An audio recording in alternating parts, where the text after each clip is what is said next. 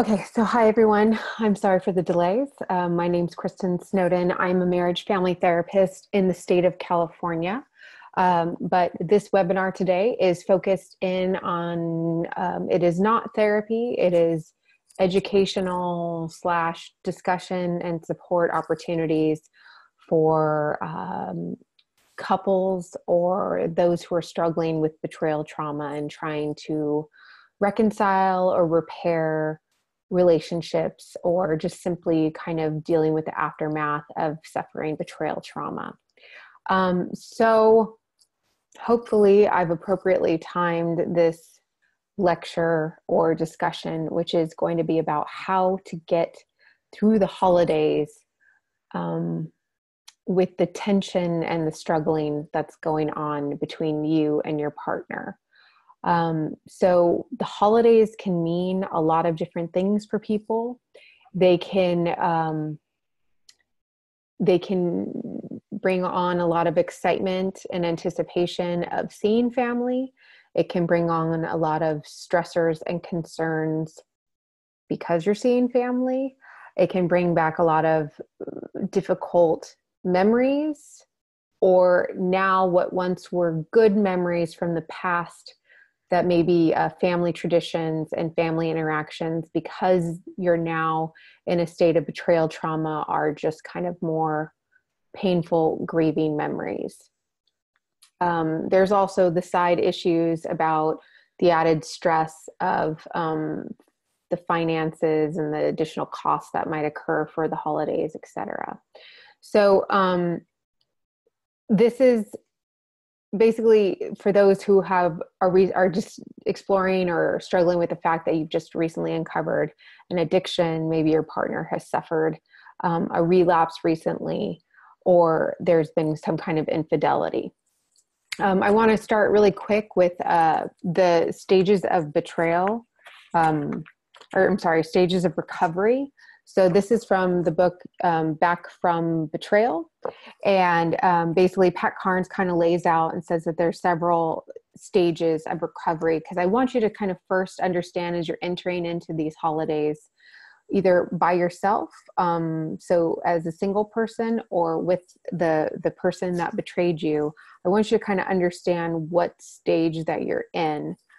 So there's the developing pre-discovery. So this is the time period before you're absolutely certain that there's a problem. So there might be some of you who are just have a suspicion that something is off, that your partner's relapsing, or there's an addiction of some kind. And you feel that you're kind of in this semi-crisis mode, trying to control the situation and fix whatever's going on. The second level is the crisis decision information gathering phase. So you become aware of the addict's secret life and experience a crisis of trust. You may compulsively check up on the addict and seek information, or you may obsess about his or her activities. This is the time period that a lot of us that are tuning into this webinar are in.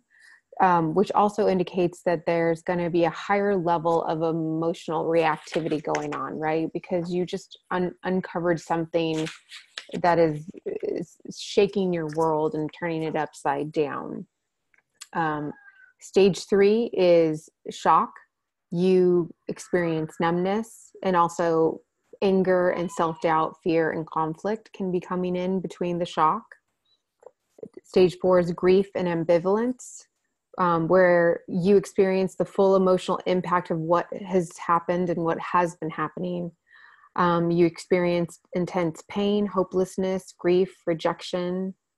At the same time, though, you may be experiencing ambivalence about your current relationship, because you're starting to develop an awareness and a consideration for your own needs. Because oftentimes during the information gathering phase or the suspicious phase, you're so focused in on what your partner is doing, the behaviors of your partner. How can you fix this problem?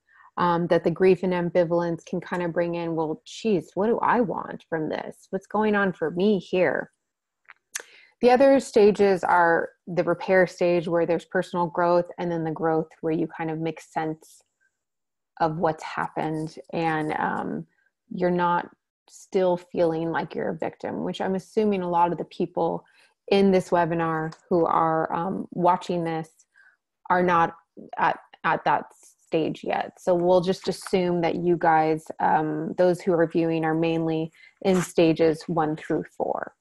So with that said, these are some things I'm going to throw at you for where things to consider when you're entering into the holidays. So first and foremost, the holidays tend to bring family around you, which can be a good thing if you consider them supportive and helpful and understanding of this difficult time. Or I find more clients find this to be more stressful because they're struggling with what they should be telling their family members. And also they feel a pressure to kind of put on a facade. So attend these events, even though they don't really want to be near their partner. They don't know what to tell their loved ones. Loved ones are suspicious that something's going on. And also something that's common is when you find out your partner's got an addiction or has betrayed you, it's not uncommon to extend the hurt and pain to his or her family, right? So maybe you see your mother-in-law and you think, oh gosh, if you raised him or her right, then I wouldn't be in this terrible situation. And then that would cause obvious tension between you and that mother-in-law. So I'm just asking you to just be aware of that. Also, don't feel pressure to be sharing the information with the whole family. You should only be sharing whatever information you're comfortable with. You might even want to have a discussion with your partner about if you're on the same page about what information you should be sharing with everybody. See where, what he or she wants to share with everyone. And make sure that it's not going to be an environment where both of you are going to be judged or given unsolicited advice. Now is the time where you need to feel comfortable with setting boundaries, right? Being betrayed really, really lets you see how your boundaries have completely been destroyed. And starting with setting boundaries with the family might be kind of a safer place, less scary place to start setting up those kind of limits and non-negotiables. And, you need to come up with a soundbite. If you know you're going to be going to a family event and you foresee that this is going to be stressful, or people are going to be asking you a lot of questions, or they're going to notice you're sad and withdrawn, if you don't want to talk about it, or if that particular time and place is not the appropriate time to talk about it, I'd encourage you to just say, you know what, thank you so much for caring about me or being concerned about my situation. But I'm not quite ready to talk about it. But I can understand your desire to keep checking in with me. Thank you for making me feel loved. Feel free to keep checking in. But play around with what kind of narrative helps you, where you feel comfortable with setting that limitation. Oh, we're back. Okay. So can you still see me? Is everyone still online and everything? Okay. So also remember that it's important for the betrayed partners to have a support system, which is oftentimes family, but make sure that, so we don't need secret keeping and we don't need you to hide your pain or anything like that. But do be mindful of what you're going to be saying and in what environment. Are you sharing the story about what's happening in your family or with your partner because you're looking for support and love and understanding? Or are you sharing the details so they can also kind of join your team of let's all hate my partner right now for all the bad things that he or she's done? So do check your kind of motivations. I also find, you know, well, let's talk about this. Going to family and public events. Explore what is a good and healthy idea of which events to attend and which events not to attend. Like I said, if going to your partner's family is going to be extremely triggering, because right now you're kind of blaming him and everybody else, or maybe they all knew that he had the addiction, he or she had the addiction and didn't tell you, or I don't know, but you need to really think about, are you in an emotional state where you're going to feel comfortable being in this environment? You know, again, this goes back to setting up boundaries. I knew someone who, her husband cheated with someone at the workplace. So when they were invited for the holiday party, she didn't think it was a very good idea for them to be going to the holiday party because, as you can imagine, she was very raw from what happened, and she knew that the affair partner would be there. And in order to set up healthy boundaries for herself, she said no.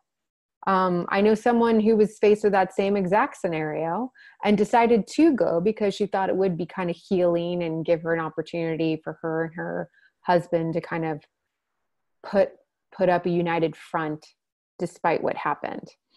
And then the next step is, what are you going to talk about and what are you not going to talk about when you are with these family members and in these public settings? I think it's really important.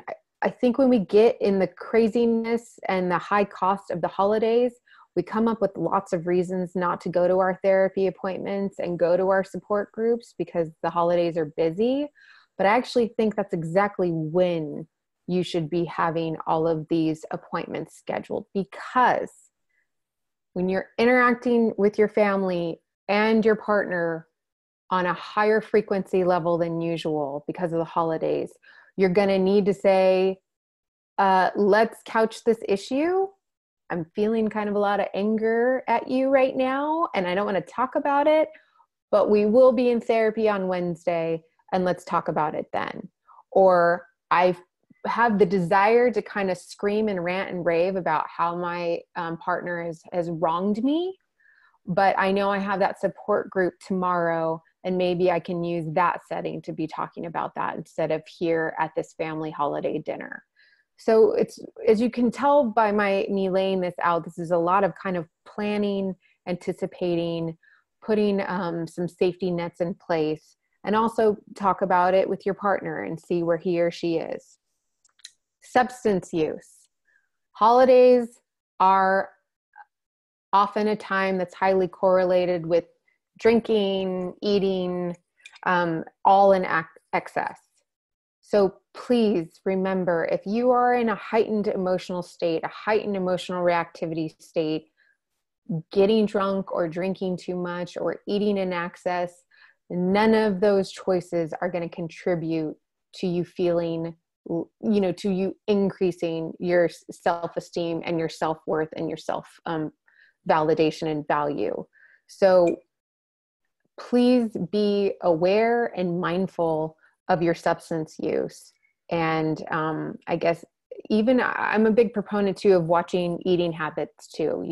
You want to make healthy choices, healthy coping skills when managing this deep crisis issue. PTSD. I think I've said in lots of my betrayal trauma groups that suffering from betrayal trauma is trauma, and you often have PTSD type symptoms. So going to these holiday events can trigger a lot of memories of, oh my gosh, last year he kept making up reasons why he couldn't come to all these events. It's because he was acting out. Or, I'd love to be buying my kids toys and things, but we can't afford it because he or she spent thousands and thousands of dollars on acting out. So just also be mindful of those memories that might sweep through you during the holidays. And again, you might want to rewatch my boundaries webinar from 2 weeks ago. This is a great time when dealing with family, and I guess coworkers and stuff to be maintaining and setting boundaries. Last thing I'm going to say is being betrayed destroys your value and self-worth, right? There's a lot of these feelings that you're valueless, that you're replaceable. How could he or she have done this to me? The gaslighting kind of turns your reality upside down and you don't know which way is what. So there's a lot of self-love and self-respect and self-esteem building that has to occur during the recovery process.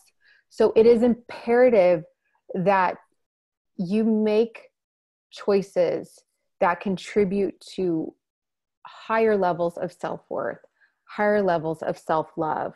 And so that will often, you need to understand, you need to kind of have a reckoning with yourself and with your support group and kind of do a moral inventory of what kind of behaviors and choices are going to make you feel good about yourself, who you are, and how you conduct yourself. Sometimes that includes no gossiping or talking poorly about the person just to talk poorly about them, no passive aggressive behavior, no name calling or public shaming, no violence. Mending a Shattered Heart kind of talks about some things like take care of yourself physically, emotionally, and spiritually during this time. Do show your anger, because there's nothing wrong with the fact that you're angry and you're sad and you're hurt, but do it in appropriate, productive ways, and at the appropriate times. Don't share inappropriate material or information with your children and your family. Don't mouth your partner in public. Don't make the addiction or his or her betrayal about you, because it's not. It's about their own bad choices and their own, dark times. And then for those who are single, don't use this time to go jump into another relationship or, make poor choices around your own body and sexual choices because you're in a state of hurt and pain. I think that's about it. So I'm going to open it up to anybody who has questions or concerns about approaching this recovery process in light of the holidays coming upon them. I came in late, but I have a couple of comments on things. Talk about holidays and whatever. So anyway, I apologize. But, you talked about making a choice not to go to a family event or a work-related event.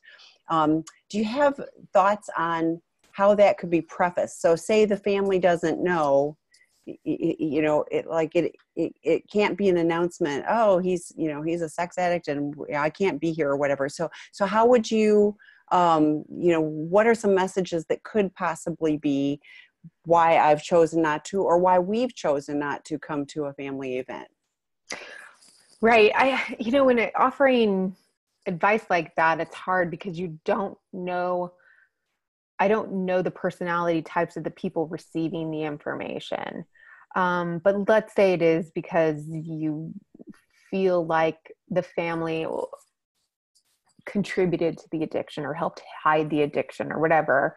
I guess I can only say for me, if it was me, addiction loves secrets. So I want to live in the truth and light, but that doesn't mean that they need to know every detail. So I would just probably say something along the version of the truth, which is we're in a state of struggle right now, and we think it's best for our marriage and our family if we pass on this event. Thank you very much. That seems like a really great way to handle it, because it is dicey and, it doesn't need to cause more problems that now people may want to interfere or, become engaged in the struggle or take sides in the struggle or whatever. So it's just coming up with a more neutral language, but like you said, that takes care of us. We are struggling. Obviously that is the fact. So, yeah. And again, it to me, it's important to not be doing any lying or hiding or manipulation. So I'm not a proponent of smiling and looking like everything's going great when your heart's broken and you're sad on the inside.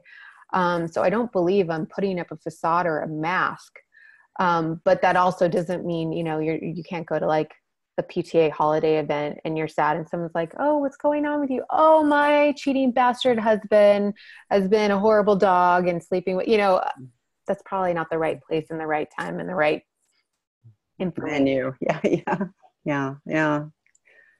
And I agree with you that there's tensions are high around the holidays. There's so much expectation and everything else. So if there's relationship challenges underlying that, that can be even more challenging to get through during the holidays.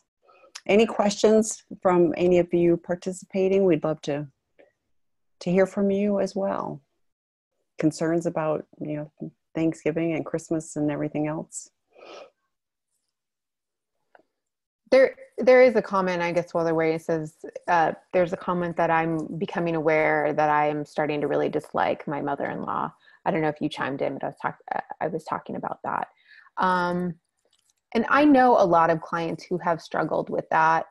And I can completely understand the connection and correlation that you make with, my partner is an addict and he or she's done all these horrible things to me and made all these really bad life choices. And you want to kind of connect the parents into that vicious cycle that you've seen.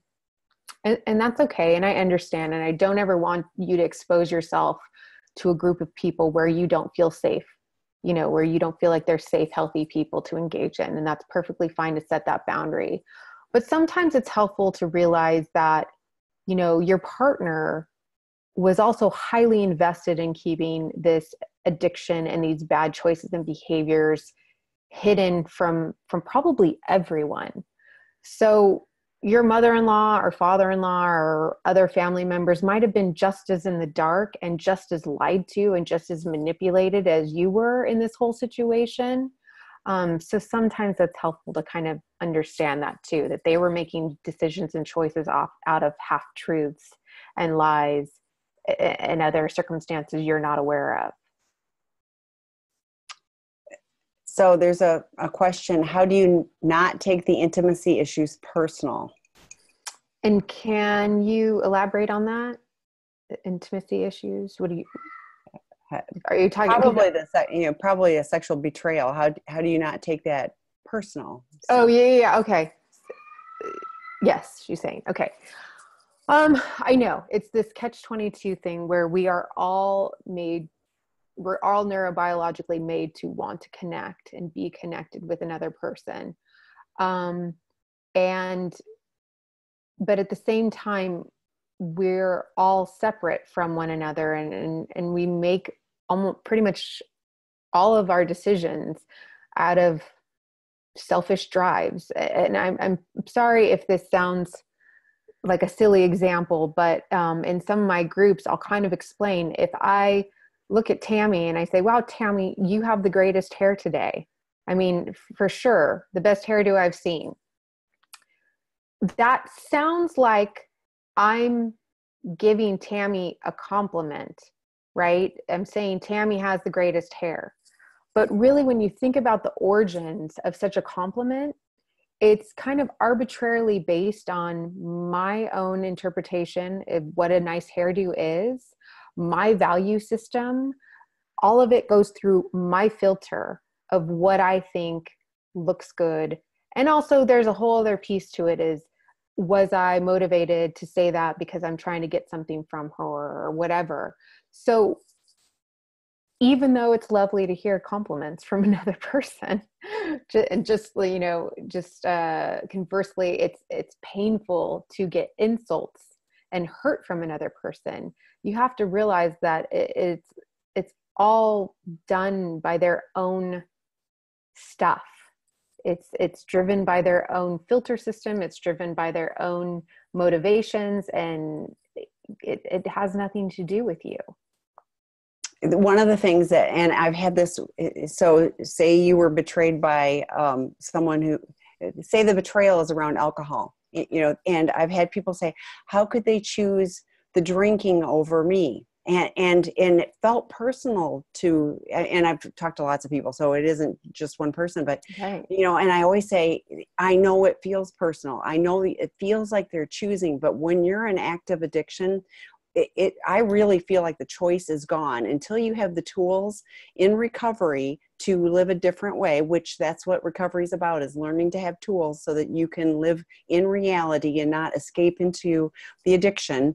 It feels like the choice is gone. And so if somebody's, you know, having an affair, and I'm not saying that one affair is not a betrayal, it is, but so it depends. If it's an affair, or it's a little bit of porn or something like that, if it's not categorized into the addiction and compulsion, you know, that's a different thing. But once it crosses the line and it's into addiction, you know, I don't care what behavior your significant other chose to use as their addiction form. You know, it's all the same.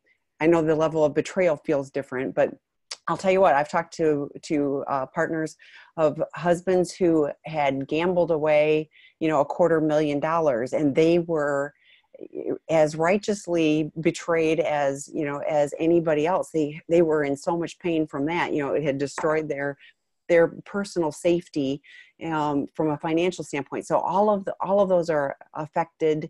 You know, you're always affected, is what I'm saying. And I know it feels personal. And I know when an addict says, you know, I promise I stop, or whatever, they really actually mean it. You know, it's not that they believe that they're lying in the moment. Now, they may have this gut niggling where they're going, oh, I hope I can live up to that one. But, you know, it can be, this time it's going to be different. So I know it feels personal, and you know, and I don't know how you can not take it personal, but if you can look at it logically and just go, it's a brain disease. It's like if they had diabetes, would you take it personal? You know, that they're choosing to eat sugar or something. I don't know, but you know, it's like, it's a brain disease.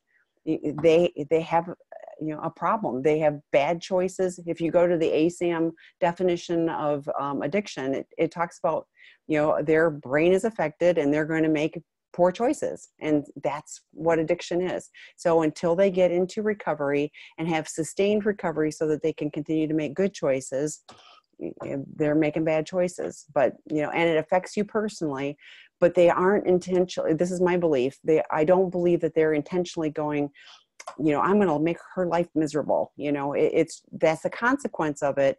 But all they're thinking about is, I have to escape my reality, and this is how I know to do it. So any other tag on there, Kristin, with that? So. No, except I do work with a lot of single infidelities. And so while they don't wear the hat of an addict, and the addict's making me do this, if I see a person who's committed adultery or infidelity, and I see them more long-term, it'll start with a narrative of, oh, if she'd had more sex with me, or I'm just not that sexually attracted to her anymore, and I really am with this person. If they hang in there long enough, I find in retrospect, most of them were about as high on the kite as someone snorting cocaine, where it may not be a chronic issue, but in that moment of infidelity, there is no rational thought. There is no talking to that person and bringing them off the cloud that they are on. They are high, thinking that, like, I will do whatever I can to keep this drug in my life, even though it's at the destruction of my marriage or my children, or my own personal, like, the fact that I value being honest and I made these vows.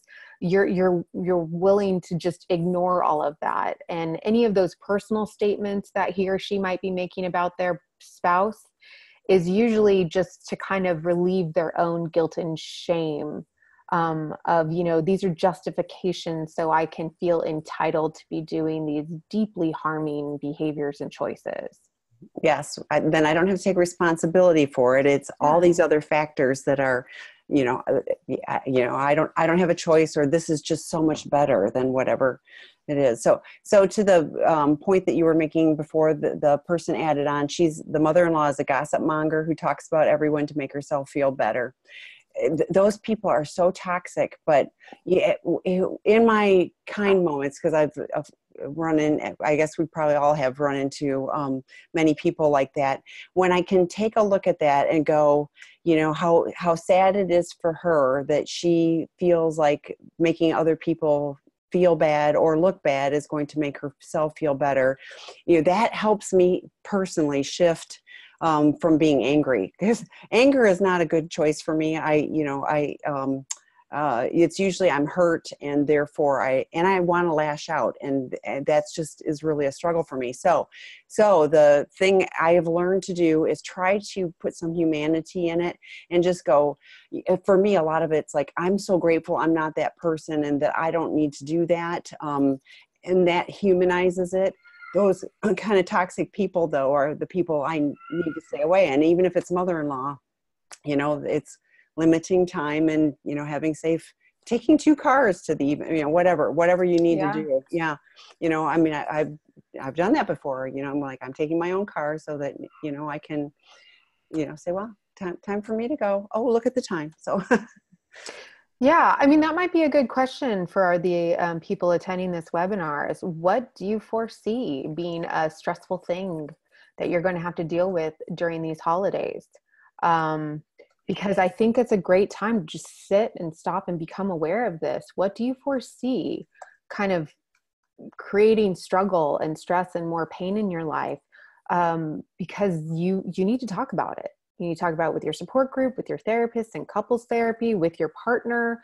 But good recovery and healing always comes with a good plan and open, honest discussion and talking about this kind of stuff. So I think and hopefully you can talk to your husband and say, I know she's your mother, but here's how I feel. I'm not trying to put you in the middle, but I'm going to set some specific boundaries around this. I don't need you to defend me or defend her. I just want you to be clear on this is how I feel. And, and here's how I'm setting this up. I love your idea of planning ahead. And I think you can't think of every possible trigger, every possible nuance. But I think if you have general plans for, if I'm feeling triggered, I'm going to call a friend. If I'm feeling whatever, even if it's that, or if it's the office party and, that affair partner is going to be there, is the office party that important? But B, I like the, having a unified front. So we're going to maintain this unified front and be very intentional about it. So you can't plan everything, but having the backup plan, I've done it before where I've said, I'm going to be in a difficult event for this, from this time to this time. And I make sure I know somebody who's going to be available during that time so that I can call them if it's going to be, from 5 to 8 PM. If I call you, pick up the phone, it's urgent. Yeah, that's exactly what I'm talking about. A safe place. And back to the boundaries thing of what I was talking about.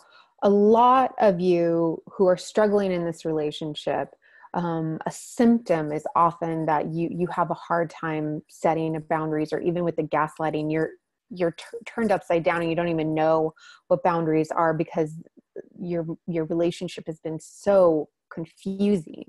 And like I said, family might be a little bit of a safer environment and place to kind of begin to commence to set these boundaries. So meaning you kind of let go of that disease to please, that desire to be that flexible, fun-loving, easygoing person, pleasant, emotionally stable, whatever those words are to you.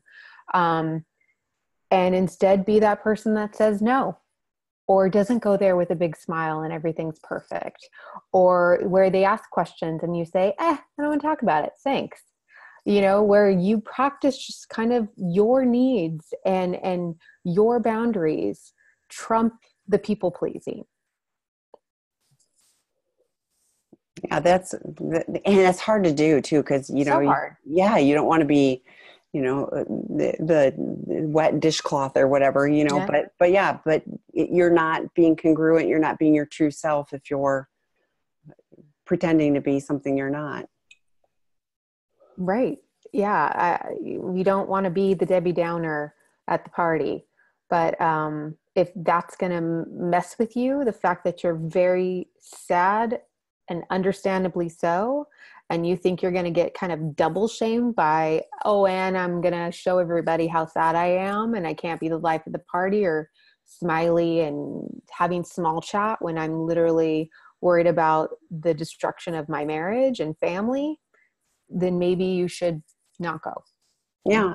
And you can take a year off. You can just say, I need to do more self-care, a nice big bubble bath. So there's a question. My husband is a few months into recovery. He has had multiple affairs at each of his workplaces. This year is a new job, and for the past 2 events with his new company so far, he distanced himself from me at each one once we arrived. However, there's no evidence that he is having an affair at this job. We have an upcoming Christmas party, and I'm very anxious on how this will go. Any tips on calming oneself? Thank you for encouraging me to see a therapist during the holiday season. I was going to hold off on seeing them until after, but realized this is a very important time. You're right. So any tips? Right. Well, if his, let's say, acting out places are all correlated with jobs, and this is now a new one, I can't help but think you're going to be hyper vigilant, kind of looking around the room about which woman he's going to be acting out with next, or how close is he getting in proximity to these people. And when you're in this crisis hyper vigilant mode, which by the way is understandable, you're going to be highly observant and looking at every little thing that he's doing, which that's okay. Because I think then the next thing you do is you can either, if you guys are in a safe and healthy enough spot, have kind of a breakdown of what you went through during that Christmas party, because a lot of stuff comes up for you in that environment. Or you have a couples therapy appointment where you guys have this kind of discussion, kind of after action report of, I struggle with the way that once we crossed the threshold, you just took off. I feel like you're not respecting the fact that you've harmed me in so many ways. Why wouldn't you want to make me feel safer in this situation? And then he'll have an opportunity to share what his stuff is around that. And look, it could bring it could be really great material to be bringing into the therapy office, right? Bringing up a lot of stuff, a lot of feelings of insecurity, shame. Maybe he's trying to puff up his chest and pretend to be bigger than he really is, etc. Yeah, I think that's great. My first thought was that's an opportunity for communication, sharing, this is what you did in the past. And, and I love the idea of talking with a therapist as well, so that, it can be, you're hearing both sides of it. But yeah, definitely the conversation about, here's what you did in the past. I believe that you're in recovery and you're working to make things different.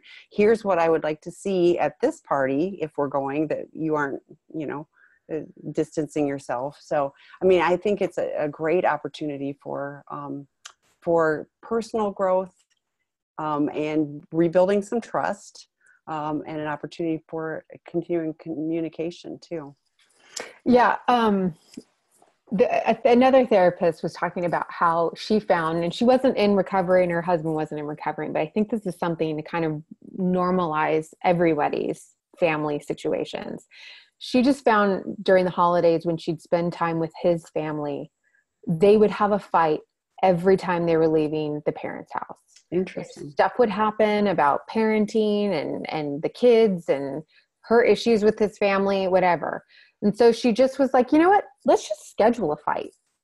I find that we fight anyway. So let's just, let's take the bull by the horns and let's just schedule a time to fight about your family after this, because, I know it brings up a bunch of crap for me.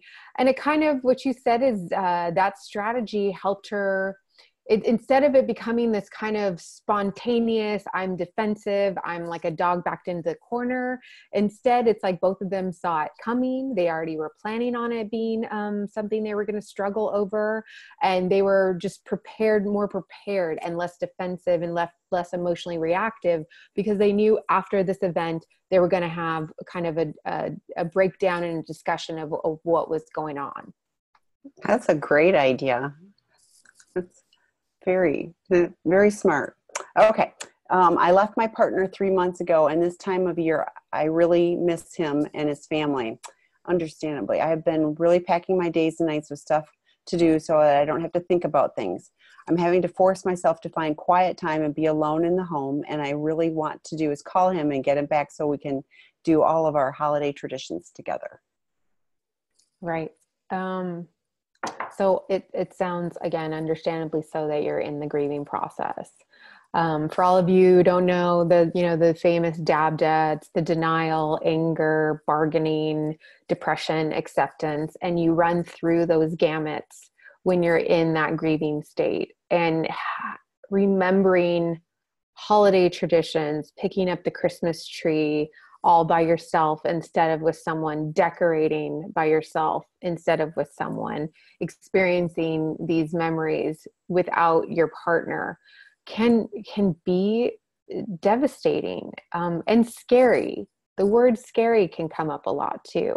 I mean, I find a lot of us struggle, especially our culture struggles with the fact that if we don't have someone witnessing our life, it's like it doesn't happen, right? We have the world of like selfies, posting it on social media, because I struggle with making my own meaning and my own value and my own purpose from my life and experience. I need witnesses. I'm not saying that's what you're doing, but I think that's an important thing to be aware of, is can you still bring joy into your life despite having this partner with you, kind of sharing these experiences with you? It's hard. I was thinking, first of all, you left him 3 months ago, and I'm thinking there was probably a reason why you left him. So thinking through that part of it, because it's very easy for me to think of, and then we did this and it was all so glorious. But I'm like, if there was a reason I left him, there's a reason I left him. So if I think through the why I left him, maybe that will help too. But what Kristin was talking about, the grieving is just, you got to grieve. And so, sitting at home and being home in the silence is uncomfortable and it's not fun. But at some point, I'm really good at not letting myself catch up with myself. And so at some point I had to go, I used to walk in the house and turn on the television first thing. I needed the white noise. I wanted the white noise. I didn't need it. I wanted the white noise. I wouldn't even pay attention to it, but I needed, distraction. And so right. I had to be intentional and go, you've got to stop that. You have to have it quiet, and you're going to have to think through those or feel those uncomfortable feelings and thoughts and find a space for them and deal with them. And, and now it isn't the first thing I do where I rush in and turn on the television. It was a process, but I would say be kind to yourself. And I'm concerned that you're packing so much in that's just adding stress as well. So be kind to yourself, connect with healthy people, create a new tradition. If the tradition was this, I know people that have gone to the soup kitchens and, or volunteered somewhere, ring a Salvation Army bell. I don't know, whatever's going to help you feel good, not overstressed, not just packing stuff in just for the sake of filling time, is my thoughts on that. So. Yeah. And I try to, and again, I'm assuming this is a lot of assumption that, you left your partner 3 months ago because you found that he wasn't going to be able to kind of transcend to what you needed, wasn't emotionally available or willing to do the work or whatever. I'm assuming that. But you have to remember, you grieving the loss of this relationship, you being in struggle is the emotionally appropriate thing to do. Like, although it's terribly painful, it's kind of almost like, thank God I'm emotionally healthy enough that I did love someone so much that I'm grieving the loss of him. Because to not do that is not healthy, and that's not normal and okay. And it's as painful as it is, it's good to know that you still have that emotional capacity, right? Because you want to be the one that's capable of feeling love and feeling vulnerable and feeling hurt and pain, because that also means you still have the capacity to feel great connection and value and intimacy with another person.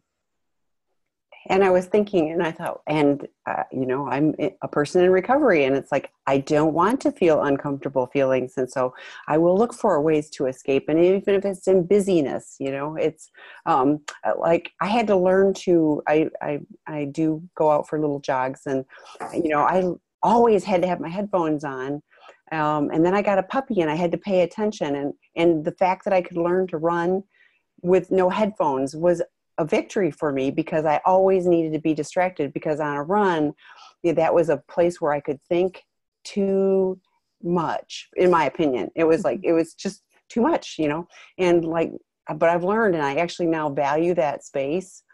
So I was like, how interesting for me to learn that the thing I dreaded the most has actually turned into something that has been very useful for me, and actually healing and calming. So I guess what I'm saying is, you can get through this, and I think you can find ways to use, even though it's uncomfortable, to use it, and come through the process, part of the grieving process that Kristin was talking about. Any other comments or questions?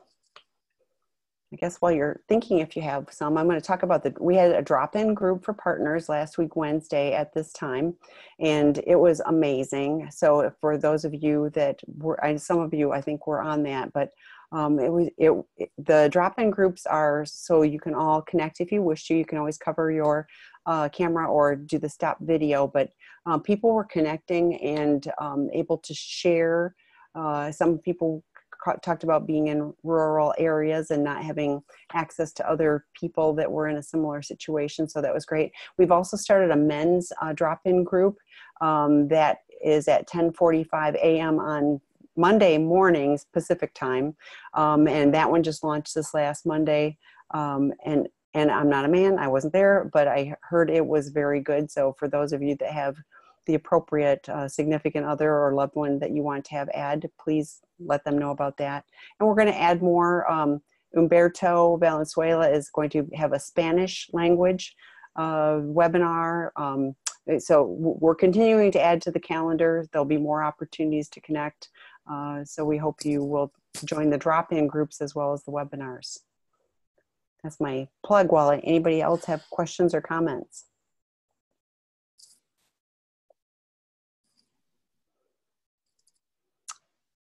If not, then I think we'll wrap up. I'm going to be out of the country. I'm going to a conference and taking a few days with my husband. So I won't be on the webinars or drop-in groups for the next week or part of the following week. So, but other people will be stepping in.